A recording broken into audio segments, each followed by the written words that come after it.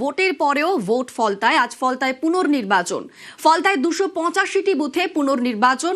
একেবারে কেন্দ্রীয় বাহিনীর ঘেরাটোপে ভোট হচ্ছে। সকাল 7টা থেকে ভোট গ্রহণ শুরু হয়েছে। 35 কোম্পানি কেন্দ্রীয় বাহিনী মোতায়েন রয়েছে। থাকছে 30টি কুইক রেসপন্স টিম। এবং অবশ্যই এই ফলতায় পুনর্নির্বাচন খুবই স্পেশাল, কারণ দেখেছি আমরা যে এই ভোটের আগে যেদিন প্রচারের শেষ দিন ছিল, সেই শেষ দিনে রণে ভঙ্গ দিয়েছেন তৃণমূল প্রার্থী জাহাঙ্গীর খান ওরফে পুষ্পা। যদিও ইভিএম এ তার নাম রয়েছে, কারণ মনোনয়ন প্রত্যাহারের শেষ দিন পেরিয়ে গিয়েছে, তাই ইভিএম এ তার নাম রয়েছে। আজ সকাল থেকে ভোট গ্রহণ শুরু হয়েছে। 285টি বুথে পুনর্নির্বাচন এবং সেই ভোট গ্রহণ ঘিরে কড়া নিরাপত্তা রয়েছে। আমাদের সঙ্গে রয়েছেন সরাসরি প্রতিনিধি রৌনক। রৌনক, সকাল 7টা থেকে ভোট গ্রহণ শুরু হয়েছে, এখন 9টা বাজে। সকাল থেকে কিভাবে ভোট গ্রহণ চলছে, সামগ্রিক ছবিটা কিরকম? দেখো, একেবারে সকাল 7টা থেকে স্বতঃস্ফূর্তভাবে ভোট গ্রহণ প্রক্রিয়া অংশগ্রহণ করছে এখানকার ভোটাররা। এবং আমরা ইতিমধ্যে দাঁড়িয়ে রয়েছি হাসিমনগর হাই স্কুলে।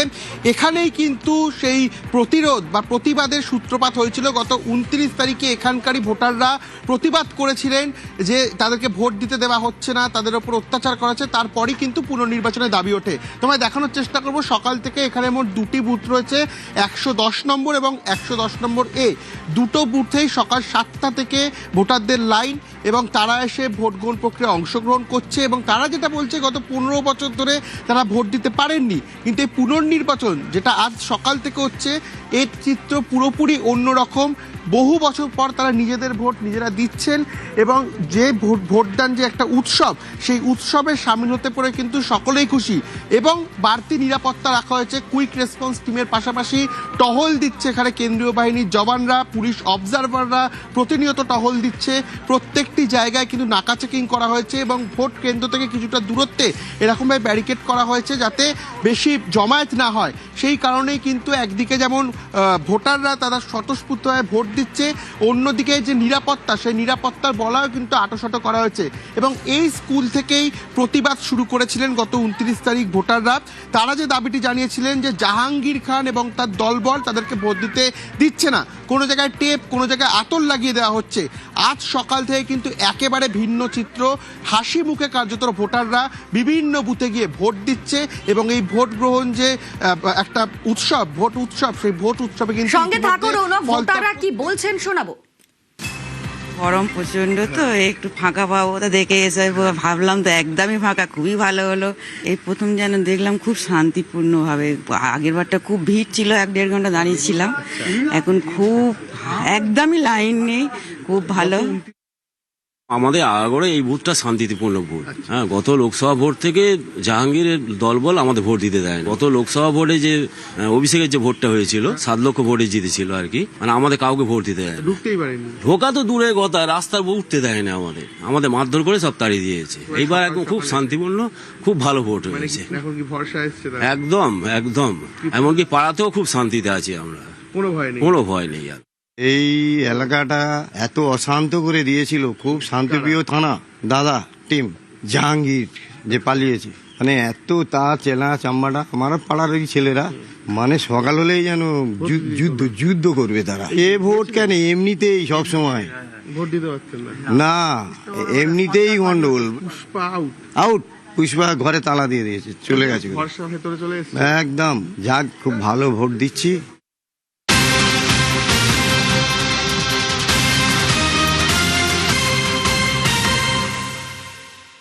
ভোটাররাও বলছেন যে ভয় আউট, ভরসা ইন। এবং আজ সকাল থেকেই শান্তিপূর্ণভাবে ভোট গ্রহণ চলছে। তবে যেমনটা বলছিলাম যে দুদিন আগেই ভোটের ময়দান ছাড়ার কথা ঘোষণা করেছেন। ফলতায় পুনর্নির্বাচন চলছে, কিন্তু জাহাঙ্গীর খান তিনি কোথায়? বাড়িতে ঝুলছে তালা। জাহাঙ্গীর খান কি ভোট দিতে আসবেন? আমরা এখন রয়েছি ফলতা বিধানসভা কেন্দ্রের তৃণমূল কংগ্রেস প্রার্থী জাহাঙ্গীর খানের বাড়ি। ইতিমধ্যেই তিনি জানিয়েছেন যে এই নির্বাচন থেকে তিনি সরে দাঁড়িয়েছেন, কিন্তু এই মুহূর্তে দেখা যাচ্ছে তার বাড়িতে তালা বন্ধ রয়েছে। বাড়িতে কেউ আছেন? ভিতর থেকে তালা বন্ধ, কিন্তু বাইরের তালা খোলা রয়েছে। ভিতর থেকে তালা বন্ধ করে জাহাঙ্গীর দা বাড়ি আছেন? জাহাঙ্গীর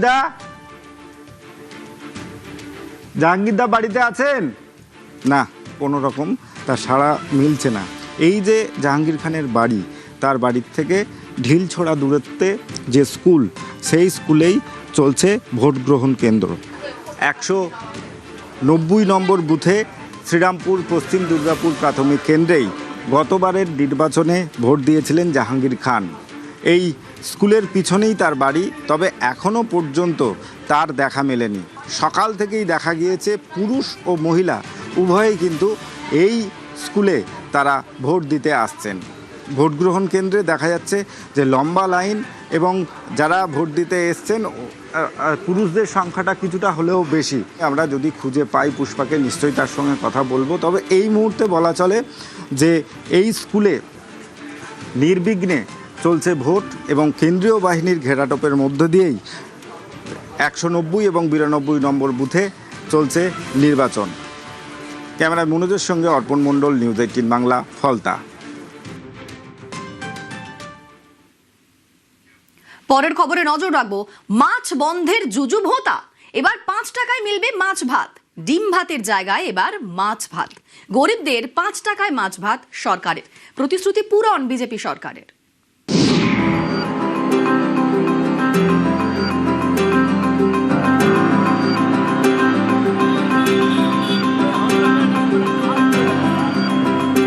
হোটেলে খেতে গেলেও তো 50 টাকা, সেই জায়গায় এখানে 5 টাকার মধ্যে সবকিছু পেয়ে যাচ্ছি। হ্যাঁ, আমি খুব খুশি দাদা। ये खाना खा करके जो है थोड़ा संतुष्टि है।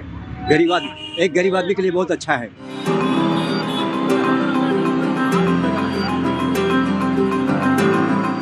এখানে মোটামুটি 8:30 9টার থেকে লাইনটা পড়ে। এখন 200 জনকে দেওয়া হয়। আজকের মেনু আছে মাছ ভাত, মূল্য কখন দিতে হয় 5 টাকা।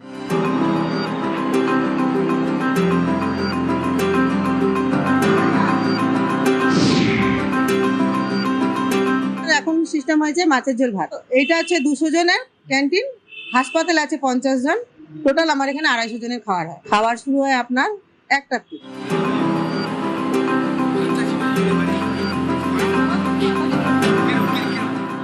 খুব ভালো লাগছে, ভালো করেছে। মাছ ভাত বাঙালির প্রিয় খাদ্য। প্রশ্ন হলো মাঝে মধ্যে প্রায় 3-4 দিন রান্না সব ঠিক আছে, কোনো অসুবিধা নেই, কোনো ঘাটতি নেই। না, কোনো অসুবিধা নেই।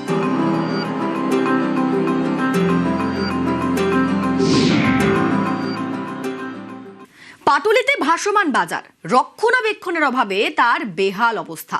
ভাঙা কাঠের পাটাতন, পাকের গন্ধে টেকা দেয়, বন্ধ বেশিরভাগ দোকান। ভাসমান বাজারের হাল ফেরানোর আশ্বাস দিয়েছেন পুর নগরোন্নয়ন মন্ত্রী অগ্নিমিত্রা পাল।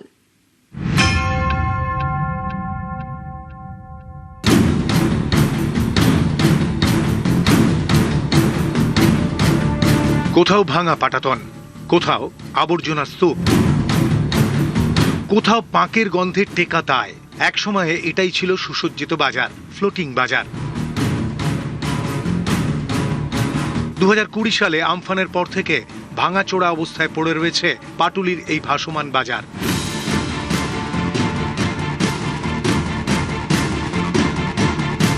বাজারে ঢোকার পথে কাঠের পাটাতন, সেটা জায়গায় জায়গায় ভাঙা। নৌকোগুলো কোনো রকমে দাঁড়িয়ে আছে। আগাছায় ঢেকেছে জলাশয়, পাঁকের গন্ধে টেকা দেয়। ফল যা হওয়ার তাই হয়েছে। একে একে বন্ধ হয়েছে দোকান, ক্রেতাদের আনাগোনা কমেছে, বিমুখ হয়েছেন বিক্রেতারাও। বাজারটা অন্যরকম করে দেবে বলে লোকজন এসেছিল, কিন্তু এখানে কি বলে কাউন্সিলর না কেউ বলেছে না, আবার যে নৌকা সেই নৌকা হবে। সেইখানে ওরা কি নিয়ে আলোচনা করলো, তারপরে বন্ধ, তারপরে আর কেউ আসে না, এ করে না। এই মার্কেট যখন হয় তখন আমি দেখেছি, হওয়ার পরে বেশ কিছুদিন চললো, চলার পরে মানুষের প্রচুর ভিড় হতো, দেখতে আসতো বিভিন্ন জায়গা থেকে। তারপর তো আস্তে আস্তে ভাঙতে শুরু করলো। তারপর তো এরা সব রাস্তার মানে মাঝখান থেকে সাইডে চলে এসছে, কোনো রকম দিন কাটাচ্ছে আর কি। 2016 পাটুলিতে ভাসমান বাজারের পথ চলা শুরু। ইএম বাইপাসের ধারে 100টিরও বেশি নৌকোর ওপর তৈরি হয় বাজার। এর জন্য খরচ হয় প্রায় 6 কোটি টাকা। একটা সময় এখানে বসতো সবজি মাছের বাজার, ছিল নানা দোকান। শুরুর দিনগুলো ছিল জমজমাট বাজার, সেই সঙ্গে মন ভালো করা পরিবেশ। আমফানের পর বদলে যায় ছবি। ঝড়ের ধাক্কায় ক্ষতিগ্রস্ত হয় বাজার, অভিযোগ এরপর থেকে এভাবেই পড়ে বাজারটি।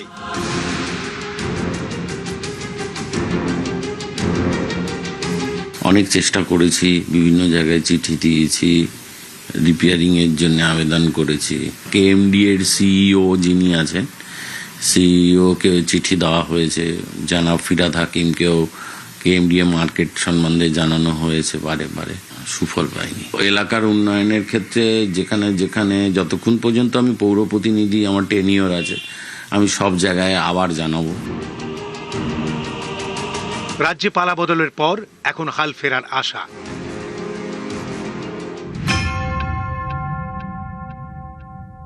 খুব প্ল্যান করে হয়তো করা হয়েছিল, কিন্তু আলটিমেটলি দেখা যাচ্ছে যে জল থেকে দুর্গন্ধ বেরোচ্ছে।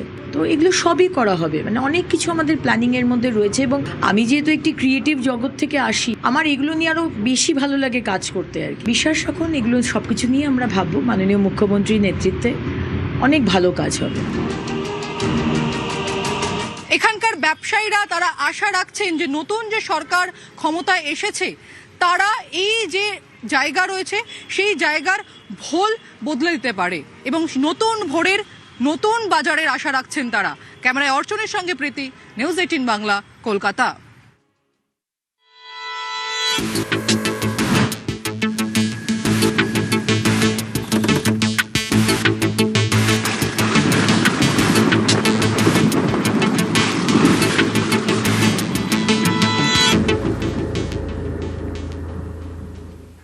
এবার আবহাওয়ার খবরের দিকে নজর রাখবো। অস্বস্তিকর ভ্যাপসা গরমে কাহিল দক্ষিণবঙ্গ, ঘেমে নিয়ে একসা দক্ষিণবঙ্গের সমস্ত জেলা। গরম অস্বস্তিকর আবহাওয়ায় জীবন অতিষ্ঠ। বিক্ষিপ্ত বৃষ্টি হচ্ছে, কিন্তু বিক্ষিপ্ত বৃষ্টি হলেও স্বস্তি মিলছে না, আবারও একই রকম পরিস্থিতি। দক্ষিণবঙ্গের সব জেলাতেই একই রকম পরিস্থিতি, অস্বস্তিকর ভ্যাপসা গরম, তাতে রীতিমতো কাহিল দক্ষিণবঙ্গ, ঘেমে নেই একসা দক্ষিণবঙ্গের সব জেলা। গরম অস্বস্তিকর আবহাওয়ায় জীবন অতিষ্ঠ। আমাদের সঙ্গে সরাসরি রয়েছেন প্রতিনিধি বিশ্বজিৎ। বিশ্বজিৎ, দক্ষিণবঙ্গের এরকম অস্বস্তিকর আবহাওয়া, এরকম পরিস্থিতি কতদিন থাকবে? স্বস্তির কি কোনো ইঙ্গিত দিচ্ছে না আলিপুর আবহাওয়া দফতর? কি বলা হচ্ছে দক্ষিণবঙ্গের জন্য? না, বৃষ্টি হচ্ছে, গতকালও বৃষ্টি হয়েছে, কিন্তু তারপরেও যেই কিছুক্ষণ যাচ্ছে আবারও সেই রকম পরিস্থিতি। আর শুধুমাত্র যে দক্ষিণবঙ্গের কলকাতা বা অন্য কোনো জেলা নয়, উপকূলীয় জেলা, সব জেলাতে একই পরিস্থিতি। আমরা শিয়ালদা স্টেশনের কাছে রয়েছি, এখানে অনেকেই দেখছি ছাতা মাথায় দিয়ে দাঁড়িয়ে আছেন। একটি বাচ্চা মেয়ে রুমাল দিয়ে কি করছো? হ্যাঁ, ঘাম মুচ্ছি। কেন, কতটা কষ্ট হচ্ছে এই গরম? এখানে খুবই গরম, একটু বৃষ্টি তো হবে, এমন বৃষ্টি হোক যাতে একটুখানি রাস্তায় কাগজের নৌকা। বৃষ্টি তো হলো। অত বৃষ্টি তো হবে না, একটু বেশি বৃষ্টি চাই। কতটা কষ্ট হচ্ছে? কোথা থেকে এলে? এই তো সোনারপুর থেকে। কতটা কষ্ট হচ্ছে তাহলে? অনেক কষ্ট। একেবারে ছাতা মাথায় দিয়ে যাচ্ছেন, কতটা কষ্ট হচ্ছে? কত কয়েকদিন ধরে এই যে তীব্র গরম, তার সঙ্গে ঘাম। বলতে পারলে ভালো ছিল, কিন্তু বৃষ্টি হলে খুব ভালো হয়। এমন বৃষ্টি হোক যেন একটুখানি মানুষ রিলিফ পায়। প্রচুর বৃষ্টি, প্রচুর গরম হচ্ছে। একদমই। আর এই আবহাওয়া দপ্তর বলছে আগামী রবিবার পর্যন্ত এই রকমই, অর্থাৎ যে গরম এবং অস্বস্তিকর আবহাওয়া এবং কার্যত ঘামে ভিজে যেতে হচ্ছে, এই পরিস্থিতি থাকবে আগামী রবিবার পর্যন্ত। অন্তত এই পরিস্থিতি থাকবে। বৃষ্টি হবে, বিক্ষিপ্তভাবে বৃষ্টির সম্ভাবনা আজও রয়েছে কলকাতা সহ দক্ষিণবঙ্গের বিভিন্ন জেলায়। সেখানে হালকা বজ্রবিদ্যুৎ সহ বজ্রগর্ভ মেঘ থেকে বৃষ্টি হতে পারে।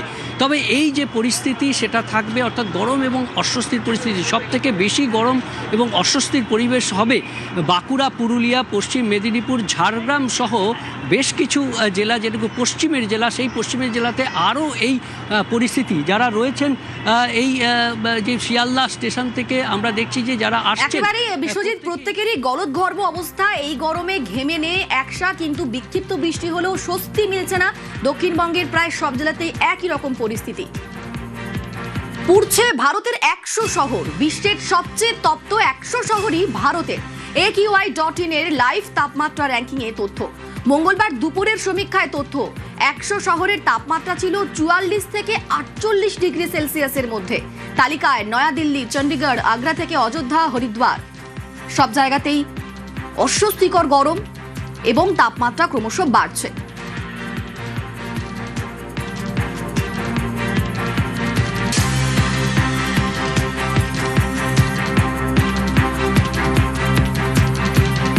এবার উত্তরবঙ্গের দিকে নজর রাখবো। উত্তরবঙ্গে দুর্যোগ চলছে, আবার এই দুর্যোগ চলবে। ঘূর্ণাবর্তের জেরে উত্তরবঙ্গে অতি ভারী বৃষ্টি। আমাদের সঙ্গে পার্থ রয়েছেন প্রতিনিধি। পার্থ, উত্তরবঙ্গে ভারী বৃষ্টি চলছে, অতি ভারী বৃষ্টি হবে এমনটাই আবহাওয়া অফিস বলছে। ঠিক কি বলা হচ্ছে উত্তরবঙ্গের জন্য কতদিন এরকম আবহাওয়া থাকবে? দেখো, আগামী মঙ্গলবার পর্যন্ত কিন্তু এমনই আবহাওয়া থাকবে। উত্তরের আকাশ থেকে দুর্যোগ কিছুতেই কিন্তু হচ্ছে না, এবং আজও কিন্তু সকাল থেকেই উত্তরের একাধিক জেলায় কিন্তু বৃষ্টি হচ্ছে। উত্তর দিনাজপুর, কোচবিহার থেকে শুরু করে আলিপুরদুয়ারের একাংশ এবং ডুয়ার্সেও কিন্তু বৃষ্টি হচ্ছে। অন্যদিকে যদি পাহাড়ের দিকে তাকায়, তাহলে দার্জিলিং, কার্শিয়াং, কালিম্পং সকাল থেকেই আকাশের মুখ ভার এবং কোথাও বা ঘন কুয়াশায় ঢাকা পড়েছে পাহাড়। স্বাভাবিকভাবেই দুপুরের পর থেকে কিন্তু পাহাড়ে বৃষ্টিপাতের পরিমাণ বাড়তে পারে। কোথাও হালকা থেকে মাঝারি, কোথাও বা বজ্র বিদ্যুৎ সহ বৃষ্টির পূর্বাভাস থাকছে। সব মিলিয়ে দুর্যোগ কিন্তু কাটছে না উত্তরবঙ্গ থেকে, এবং আগামী মঙ্গলবার পর্যন্ত এমনই আবহাওয়া থাকবে বলে আবহাওয়া অফিস সূত্রে জানা যাচ্ছে। একেবারেই ধন্যবাদ পার্থ।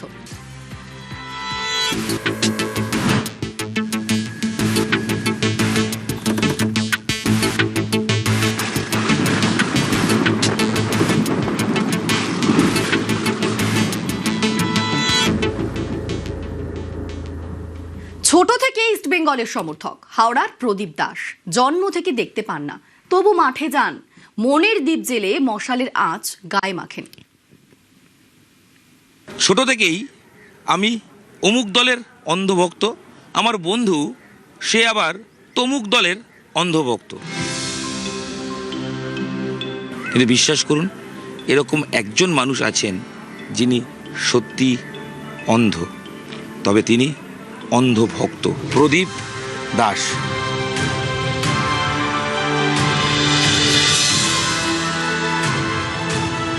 এই মুহূর্তে আবার প্রতি আক্রমণে মোহনবাগান, কিন্তু হয়নি, পেয়ে গেলেন আবার সেই নন্দকুমার, গোল হতে পারে এবং গোল। দেখুন, আমি যখন মাঠে আসলে কিন্তু আমার আলাদা অনুভূতি হয়। আমি তখন মনে করি যে আমি দেখতে না পেলেও সাধারণ মানুষের যে সহযোগিতা থাকে এবং সাধারণ মানুষের যে প্রতিকূল আবহাওয়া থাকে, আমি কিন্তু তখন কিন্তু মনে করি ওই 90 মিনিট বা 70 মিনিট যাই খেলা হোক না কেন, তখন যেন একটা শরীর থেকে আলাদা অনুভূতি তৈরি হয়ে যায়। ফুটবল মানে তো গতিময়, এই গতির খেলায় আপনি তার প্রেমে পড়লেন কি করে? ফুটবলটাকে আমি আরও প্রেমে পড়েছিলাম। ফুটবলটা নিজে হাতে একদিন নিয়ে দেখেছি যে ফুটবলটা কীরকম আকৃতি, কী জিনিস। তখন থেকে কিনে ধরলাম না, এটাকে নিয়েই আমাকে থাকতে হবে। এই মাঠে এসেছি 97 সালের 10ই July, East Bengal Air India Federation কাপের ম্যাচ। সেটা রেজাল্ট হয়েছিল 2-1। লাল হলুদ জার্সির কথা যখন বন্ধুর কাছ থেকে শুনলেন, কি বললো বন্ধু? লাল হলুদের জার্সির অনেক কিছু রহস্য আছে। প্রথম কথা হচ্ছে যে জার্সিটা যদি আমার চোখটা নাও থাকে, কিন্তু চোখের সামনে ধরলে ওটাকে অনুভব করা যাবে। 2019-এ শতবর্ষ যখন পালন হলো, তখন এইখানে গ্যালারিতে বসেছিলাম। মানিক দাশগুপ্ত আমাকে বলল, আপনি ইসমানের সমর্থক? আমরা তো জানি না। উনি কিন্তু ইসমানের প্রত্যেকের সঙ্গে আমার পরিচিতি ঘটান। 2023-এ আমি আবার সেরা সমর্থকের পুরস্কার পেয়েছিলাম। এই যে জীবনের এই লড়াইয়ের শক্তি কোথা থেকে পান? আমি অনুপ্রেরণা পাই নিজের সাহসিকতার জন্যেই। আমি কোনোদিন মনে করিনি যে আমি কোথাও হারবো।